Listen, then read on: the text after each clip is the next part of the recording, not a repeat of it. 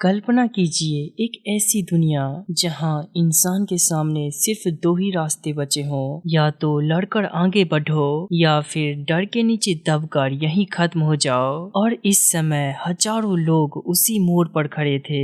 जब सिस्टम की सूचना सामने आई तो लोगों को अचानक एहसास हुआ कि वे अकेले नहीं हैं। पैदल पहुंचने लायक दूरी पर दूसरे लोग भी मौजूद थे।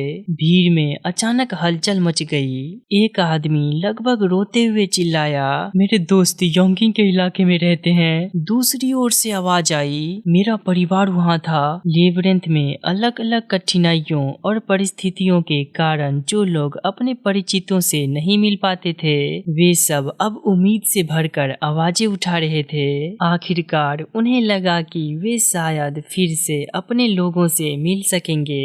लेकिन उसी पल एक और सवाल उठा, क्या हमें यहाँ से योंगिंग तक जाना होगा? और उसी क्षण उम्मीद के साथ साथ निराशा भी उनके ऊपर टूट पड़ी। एनियंग सिटी हॉल तक पहुंचते समय उन्होंने अनगिनत मॉन्स्टर्स देखे थे। कई लोग तो बस किसी तरह मौत के मुंह से बचकर यहाँ तक पहुँचे थे। अगर उन्हें फिर से उसी रास्ते से गुजरना पड़ा तो क्या वो सच में बच पाएंगे? लोगों के चेहरे धीरे धीरे अंधेरे पड़ने लगे। यह देखकर किम वे योन ने तुरंत आगे कदम बढ़ाया। वह जोर से बोली, घबराइए मत। उसके चेहरे पर जबरदस्ती की चमक थी। आप सब लेबरिंथ से लौटकर पहले से कहीं ज्यादा मजबूत हो चुके हैं। उसने पूरी ताकत से लोगों को हिम्मत देने की कोशिश की। जब हम योंगिंग सिटी हॉल पहुंचेंगे, वहां और भी लोग इकट्ठा होंगे। तब हम सब अपनी ताकत मिलाकर लड़ेंगे। वह पूरी ताकत से चिल्लाई, हम जरूर बचेंगे। उसकी बेताब आवाज के नीचे लोग धीरे धीरे खुद को संभालने लगे। अचानक सिस्टम नोटिफिकेशन चमकी, मॉन्स्टर नंबर चुम चुम पुंचुम पुंचुम एपियर हो चुका है। मॉन्स्टर नंबर झुम फुम फुम फुम फुम एपियर हो चुका है। और अगले ही पल चारों ओर से मॉन्स्टर का झुंड टूट पड़ा। हालांकि ये सभी लेबरिंथ से ताकतवर होकर लौटे थे, मगर इस समय ये जिन मॉन्स्टरों को फेस कर रहे थे वो भी इनसे दुगुना ताकतवर था। किम वी योन इन सभी को बचाने की पूरा कोशिश कर रही थी, लेकिन उसकी भी अपनी सीमाएं थी। हालात हाथ से निकलते हुए देखकर कैंग जुन ह्योक आगे आकर इन सभी की मदद करता है। ली ते युन भी कुछ कम नहीं थी। वह कभी रोती, कभी चीखती, कभी डर से अजीब चेहरा बनाती, लेकिन उसके हाथों से मॉन्स्टर्स लगातार गिरते जा रहे थे। यहाँ तक कि हार्डमूड खिलाड़ियों के बीच भी उनकी लड़ाई साफ अलग दिखाई दे रही थी। तेसन भी पीछे से इन सभी की पूरा मदद कर रहा था। उसने अपने फ्रोस्ट एरो से अधिकतम मॉन्स्टर्स को खत्म कर दिया। उसकी कलाई से बंधी व्हिप अचानक जीवित हो उठी। वह बिजली की तरह घूमी और पास आते हर मॉन्स्टर को चीरती चली गई। तेसन हल्के से बुदबुदाया, लगभग 2 मीटर, और गति भी अच्छी है, उम्मीद के मुताबिक काम कर रही है। उसने हाथ घुमाया, तुरंत हवा में ऐसे एरोज बनने लगे। सैकड़ों मॉन्स्टर एक ही पल में आर पार हो गए, लेकिन जितने गिरे थे उससे भी ज्यादा फिर से दौड़ पड़े। तेसन ने जीभ से क्लिक किया, काश मेरे पास कोई एरिया स्किल होता। असल में उसके पास कुछ वैसा था। तेसन के पीछे अचानक अंधकार फैलने लगा। यू हैव एक्टिवेटेड डिस्कार्बिया डिस्टॉर्टेड लाइफ। विशाल जड़ें धरती से उठी और मॉन्स्टर्स को कुचलने लगी। लोगों को समझ ही नहीं आया कि क्या हो रहा है। कुछ ही पलों में उन जड़ों ने मॉन्स्टर का रास्ता पूरी तरह रोक दिया। तेसन ने फिर हाथ उठाया, you have activated frost arrow. आकाश में ठंडी ऊर्जा इकट्ठा होने लगी। इजी मूड खिलाड़ी भी उस ताकत को महसूस कर पा रहे थे। धीरे धीरे आसमान में एक विशाल बर्फीला उल्का पिंड बन गया। तेसन ने शांत स्वर में कहा, अलविदा, you have activated magic acceleration. अगले ही पल वह उल्का पिंड सीधा मॉन्स्टर के बीच आ गिरा। धड़ाम। धूल का विशाल बादल पूरे इलाके में फैल गया। जुन क्यूम भागते हुए वहां पहुंचा और सामने का दृश्य देखकर उसका गला सूख गया। तेसन आराम से हाथ झाड़ते हुए कहा, यहाँ का खेल खत्म हो चुका है, जल्दी साफ करो, हमें आगे बढ़ना है। जुन क्यूम का मुंह चौड़ा हो गया।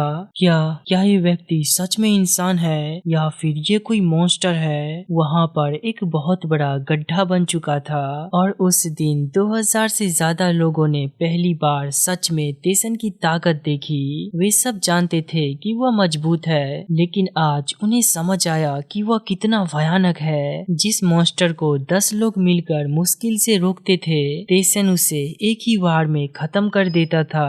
उसकी उंगलियों की हल्की हरकत से मॉन्स्टर उड़ जाते थे और उसके स्केल्स सैकड़ों दुश्मनों को एक साथ मिटा देती थी। लोगों की आंखों में दो भाव थे, आदर और डर, लेकिन तेसन को इन भावनाओं से कोई फर्क नहीं पड़ा। उसने शांति से मॉन्स्टर्स का सफाया किया।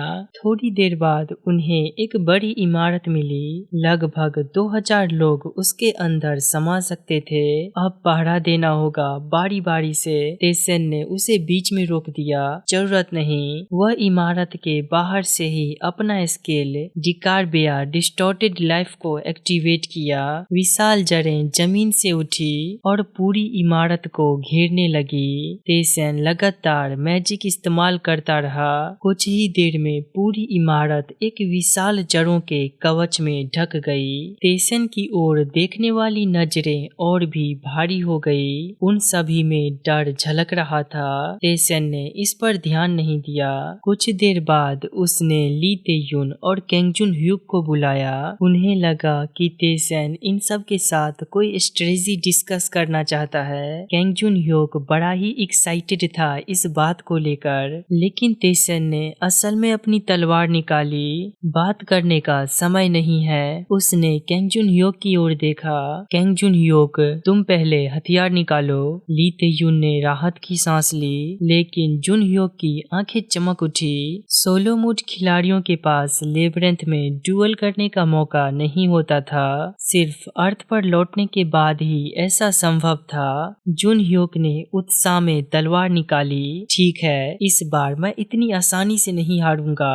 तेसन इसे डुअल रिक्वेस्ट भेजता है और जुन ह्यूक के इसे स्वीकार करने पर इन दोनों के बीच डुअल शुरू हो जाता है। पहले तेसन जुन ह्यूक को हराता है, उसके बाद वो बचे हुए लोगों की भी फील्डिंग सेट करता है। बस कुछ ही समय में इन सभी को जमीन पे लेटा देता है। चलो आज के लिए इतना ही, बाकी जितने समय के लिए तुम सब पृथ्वी पे हो, जितना ट्रेन कर सकते हो खुद को उतना ट्रेन करो। ये कहकर तेसन यहाँ से जाने लगता है। वो सब भी राहत की सांसें लेते हैं। लिटिल वॉरियर इन सभी से बहुत ही ज्यादा डिसपॉइंटेड होता है। इन कमजोर लोगों को देखकर इसके मन में चिड़चिड़ी आ जाती है। ये पूरा ही गुस्से से भर जाता है। ये कमजोर कीड़े, अगर ये मेरे साथ होते तो मैं तो इन्हें कब का फेंक दिया होता। लेकिन तेसन को पता है आगे आने वाले खतरे का सामना करने के लिए इसे सभी को ताकतवर बनाना होगा। योंगिंग सिटी हॉल एनियंग सिटी हॉल की तुलना में कई गुना बड़ा था। बड़ा मैदान, बड़ी इमारतें और हजारों लोगों के रहने की जगह। लेकिन जैसे ही वे अंदर जाने लगे, दरवाजे पे खड़ी गार्ड्स ने भाला उठाकर चिल्लाया, तुम लोग कौन हो? किम वीयून ने थके चेहरे से जवाब दिया, हम एनियंग से आए हैं। फिर अचानक वो चौंक गई। रुको, क्या तुम बेकुंग हो? गार्ड भी हैरान रह गया। वेयून नूना दोनों एक दूसरे को पहचान गए। बेकुन ने जल्दी से भाला नीचे कर दिया। एक मिनट, मैं किंग को बुलाता हूँ। किंग? किम वेयून थोड़ा हैरान हुई, लेकिन कुछ ही देर बाद एक आदमी बाहर आया। स्पोर्टी हेयर कट, सख्त चेहरा। उसे देखते ही किम वीयून फिर चौंक गई। सियो जेंगसेन, तुम यहाँ हो? सियो जेंगसेन ने भी उसे पहचान लिया। किम वीयून दोनों ने हाथ मिलाया। सियो जेंगसेन मुस्कुराते हुए बोला, योंगिंग में तुम्हारा स्वागत है। लेकिन जब उसकी नजर पीछे खड़े हजारों लोगों पर पड़ी, उसका चेहरा बदल गया। इतने लोग, कितने हैं ये? किम वीयून ने जवाब दिया, लगभग 20,000। क्या? सियो जेंगसेन सच में हैरान रह गया। किम वीयून ने मुस्कुराते हुए इशारा किया। इसकी वजह से उसने तेसन, ली तेयुन और केंगजुन ह्यूक की तरफ देखा। ये सोलो मूड के बेहद ताकतवर खिलाड़ी हैं। सियो जेंगसेन का चेहरा हल्का सा खिंच गया। वही लोग जिनकी चर्चा कम्युनिटी में होती है। सियो जेंगसेन ने अजीब नजर से उन्हें देखा। उस नजर में स्वागत नहीं था, कुछ और था। एक तरह की असहजता केंगजुन ह्यूक को तुरंत महसूस हो गया। वो बुदबुदाया, यह हमें ऐसे क्यों देख रहा है? लेकिन सियो जेंगसेंग ने तुरंत ही ताली बजाई। आप सबने बहुत मेहनत की है, अंदर आइए और आराम कीजिए। लोग खुशी से अंदर जाने लगे, लेकिन केंग जुन ह्योक अब भी असहज था। युंग, आपने वो नजर देखी? टेसन ने आलस भरे स्वर से कहा। अभी आराम करो। केंग जुन ह्योक चुप हो गया। योंगिंग में कुल मिलाकर लगभग 10,000 लोग थे, लेकिन यहाँ के लोगों के चेहरे दो तरह के थे। ज्यादातर लोग डरे हुए, उदास और झुके हुए, और कुछ लोग आत्मविश्वासी और खुश। दोनों के बीच का फर्क बहुत साफ था। अगले दिन एक अजीब बात सामने आई। ली तेयुन ने हैरानी से कहा, यहाँ एक भी सोलो मोड प्लेयर नहीं है। और किम वी यून ने भी कुछ अजीब महसूस किया। इजी और नॉर्मल मोड प्लेयर्स की संख्या बहुत ही कम है। लेकिन सबसे अजीब बात यह थी, जब भी किम वी यून किसी इजी या नॉर्मल मोड प्लेयर को देखती, वे तुरंत सिर झुका लेते। उसकी आंखों में देखने से भी बचते, जैसे वे किसी राजा को देख रहे हो, या जैसे आंख मिलाने की सजा मिल सकती हो। किम वी यून उलझन में बुदबुदाई, ये लोग मुझसे ऐसे क्यों बच रहे हैं? उसे अभी तक पता नहीं था कि योंगिंग सिटी हॉल के अंदर कुछ बहुत गलत चल रहा था, और जल्द ही उसका असली चेहरा सामने आने वाला था। टेसन इधर उधर घूम रहा था, तभी किम वी यून उससे टकराई। मिस्टर टेसन, वो बोली, मैंने फूड स्टोरेज ढूंढ लिया, चलकर देखें। वे सभी वहाँ के लिए निकल पड़े और जल्द ही बेसमेंट में पहुँचे। वहाँ ढेर सारे कैंस और इंस्टेंट नूडल्स रखे थे। किम वी यून तारीख देखकर बोली, एक्सपायरी डेट तो खत्म होने वाली है। टेसन बोला, एक्सपायरी डेट बेचने के लिए होती है, 6 महीने बाद भी नूडल्स खाए जा सकते हैं। किम वी यून का चेहरा खिल उठा। चलिए, ये तो राहत की बात है। लेकिन फिर उसने गहरी सांस ली। लेकिन अगर बाकी शहर के लोग भी आए तो ये खाना काफी नहीं होगा। टेसन ने सिर हिलाया। हमें तैयारी करनी होगी। शुरुआत में सब सामान्य लग रहा था, लेकिन धीरे धीरे योंगिंग सिटी का माहौल कुछ अजीब होता जा रहा था। यहाँ मौजूद इजी और नॉर्मल मोड के प्लेयर्स साफ साफ तनाव में दिख रहे थे। वे आपस में बहुत ही कम बात करते थे। चेहरों पर डर था और पूरे माहौल पर जैसे कोई भारी साया छाया हुआ था। इसके बिल्कुल उल्टे केवल हार्ड मोड के प्लेयर्स ही आत्मविश्वास से भरे दिखाई दे रहे थे। किम वी यून यह सब देखकर परेशान हो गई। वह धीमे से बुदबुदाई, शायद ये ताकत का फर्क है। हार्ड मोड के प्लेयर्स इस दुनिया में बिना ज्यादा मुसीबत के जीवन जी सकते थे, लेकिन इजी मोड और नॉर्मल मोड के प्लेयर के लिए यह दुनिया उतनी आसान नहीं थी। यही फर्क धीरे धीरे पूरे शहर के माहौल को बदल रहा था। समय धीरे धीरे बीतता गया। 2 दिन बाद दूसरे इलाकों से लोग भी योंगिंग सिटी हॉल पहुंचना शुरू हो गए, लेकिन उनकी संख्या उम्मीद से बहुत कम थी। कुछ लोग रोते हुए अंदर आए। उनके चेहरे पर थकान थी, डर था और गहरा दुख भी। असल वजह साफ थी, उनकी यात्रा के दौरान बहुत से लोग रास्ते में ही मर चुके थे, क्योंकि वहाँ कोई ऐसा इंसान नहीं था जो अकेले पूरे इलाके को संभाल सके, जैसे कि टेसन कर सकता था। किम वे यून उन लोगों को अंदर लेकर आई। धीरे धीरे योंगिंग सिटी हॉल का विशाल मैदान लोगों से भरने लगा। इसी दौरान टेसन एक इमारत की छत पर बैठा था। वह बेहद आराम से नीचे का नजारा देख रहा था। असल में उसके पास करने के लिए कुछ भी नहीं था। स्पेशल क्वेस्ट खत्म होने में अभी 1 हफ्ता बाकी था, और योंगिंग सिटी हॉल पहुंचने के बाद उन्हें बाहर जाने की अनुमति नहीं थी। मतलब उन्हें बस यहीं चुपचाप इंतजार करना था। टेसन यूं ही नीचे देख रहा था, तभी उसकी नजर अचानक एक झगड़े पर पड़ी। नीचे ली तेयुन और केंग जुन ह्योक किसी से बहस कर रहे थे, और सामने खड़े लोग योंगिंग के हार्डमूड प्लेयर लग रहे थे।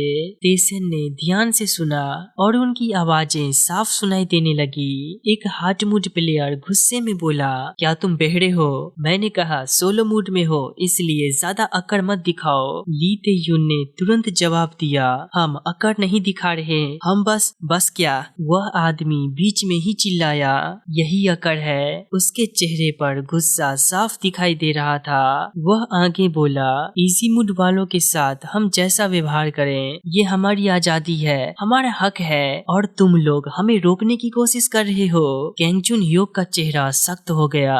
तुम लोगों का बहुत हो चुका। उसके हाथ तलवार की मुड़ पर कस गया। तभी एक भारी और कठोर आवाज गूंजी। बस। सबकी नजर एक साथ उस दिशा में घूम गई। सियो जेंगसेंग वहां आ चुका था। उसके चेहरे पर हल्की झुनझुनाहट थी। हार्डमूड प्लेयर ने तुरंत सिर झुका दिया। मेरे किंग। यह शब्द सुनते ही कैंग जुन ह्योक भौहें सिकोड़ कर रह गया। आज की आधुनिक दुनिया में किसी को किंग कहना बेहद अजीब था, लेकिन सियो जेंगसेंग बिल्कुल शांत था। उसने पूछा, क्या हुआ? एक हार्डमूड प्लेयर बोला, कुछ खास नहीं, बस इन्होंने किंग के बनाए कानून का उल्लंघन किया है। ली तेयुन घबरा गई। वह तुरंत बोली, मैंने कोई कानून नहीं तोड़ा, मैं बस। लेकिन सियो जेंगसेंग ने उसकी बात पूरी होने से पहले ही अनसुनी कर दी। वो उसके पास पहुंचकर उसके चेहरे पर हाथ फेरते हुए ठंडी आवाज में बोला, कानून तोड़ने की सजा तो मिलती ही है। उसकी नजर ठंडी होकर ली तेयुन और कैंग जुन ह्योक पर टिक गई। यह वही नजर थी जो उसने कभी किम वीयुन के सामने नहीं दिखाई थी। उसने ली तेयुन को गले से पकड़ लिया। ली तेयुन चीख पड़ी। सियो जेंगसेंग बोला, असल में इसके लिए मौत की सजा मिलनी चाहिए, लेकिन चूंकि यह गलती अनजाने में हुई है इसलिए सजा थोड़ी हल्की होगी। तभी पीछे से एक शांत आवाज आई, तुम लोग क्या बकवास कर रहे हो? सबने पीछे मुड़कर देखा। तेसन वहां खड़ा था। उसके चेहरे पर हल्की मुस्कान थी। वह बोला, क्या मैं भी इस चर्चा में शामिल हो सकता हूँ? एक हार्डमूड प्लेयर गुस्से से चिल्लाया, तुम कौन हो जो? रुको। सियो जेंगसेंग ने उसे तुरंत रोक दिया। उसने तेसन को ध्यान से देखा, फिर धीरे से बोला, कुछ नहीं, हम बस कानून के बारे में बात कर रहे थे। तेसन हंस पड़ा, कानून? और ये कानून तय कौन करता है? तुम इस जगह के मालिक हो सकते हो, लेकिन राजा नहीं हो। इसलिए बेहतर होगा तुम अपने कानून हम पर थोपने की कोशिश मत करो। यह सुनकर एक हार्डमूड प्लेयर भड़क उठा। उसने तलवार निकालकर तेसन पर वार किया। तेसन ने बस हल्का सा शरीर हिलाया और उससे कुछ कदम पीछे आ गया। अच्छा, तो मुझसे लड़ना चाहते हो? हमारे राजा का अपमान किया, इसकी सजा तो तुझे मिलकर रहेगी। हमलावर आदमी पागलों की तरह अटैक करने लगा, लेकिन हर बार खाली जा रहा था। यह देखने से ही साफ था, उन दोनों के बीच का अंतर जमीन आसमान जैसे था। आखिरकार वह आदमी गुस्से से चिल्लाया, मर जाओ। उसने पूरी ताकत से तलवार तेसन के सिर पर दे मारी, लेकिन अगले ही पल तेसन ने हाथ बढ़ाकर तलवार पकड़ ली। तेसन ने शांत आवाज में कहा, चलो मैं तुम्हें अपना सेल्फ डिफेंस दिखाता हूँ। फिर उसने हल्के से मुक्का मारा। वह जानबूझकर अपनी ताकत नियंत्रित कर रहा था। मुक्का बहुत हल्का था, लेकिन हार्डमूड प्लेयर हवा में उड़ गया। 51 डैमेज टू किम गु हुआन जमीन पर गिरकर तड़पने लगा। सियो जेंगसेंग की आंखें फैल गई। 51, उसके लिए यह अविश्वसनीय डैमेज था। तेसन ने अपने गॉन्टलेट को हल्के से झटका। क्या इसे कंटिन्यू करना चाहते हो? सियो जेंगसेंग तुरंत बोला, नहीं, रहने दो। उसने खुद को संभालते हुए कहा, माफ कीजिए। उसने जल्दबाजी में हमला किया। फिर वह घायल प्लेयर को उठाकर पीछे हटने लगा। तभी तेसन की आवाज फिर गूंजी, सियो जेंगसेंग, यह आखिरी बार था जब तुमने कुछ ऐसा किया। अगर तुम ये दोबारा करोगे तो अगली बार सीधे तुम्हारी मौत होगी। यह सुनते ही सियो जेंगसेंग का शरीर एक पल के लिए सिहर गया। कुछ देर बाद कैंग जुन ह्योक का गुस्सा फूट पड़ा। वे लोग कचरा हैं। हमेशा मुस्कुराने वाला कैंग जुन ह्योक पहली बार इतने गुस्से में दिखाई दे रहा था। ली तेयुन धीरे से बोली, मुझे लड़ाई पसंद नहीं, लेकिन उन्होंने शुरू किया। तेसन मुस्कुराया, क्या हुआ था बताओ? कैंग जुन ह्योक ने समझाया। ली तेयुन पार्क में घूम रही थी, तभी उसने कुछ हार्डवुड प्लेयर को एक महिला को परेशान करते हुए देखा। पहले तो वह डर गई, लेकिन जब बात बढ़ने लगी तो उसने हिम्मत करके उस महिला को बचा लिया। बस यही उसकी गलती बन गई और वे लोग कहने लगे कि उसने कानून तोड़ा है। कैंग जुन ह्योक गुस्से से फूट पड़ा। ये सभी लोग बहुत ही ज्यादा गलत कर रहे हैं।